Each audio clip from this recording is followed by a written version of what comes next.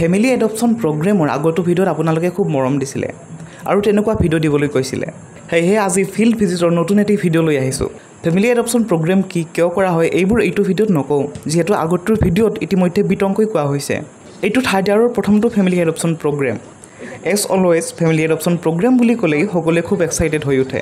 নিজৰ গোটেই বেটছটো একেলগে বাছত যোৱাৰ মজাটোৱে বেলেগ।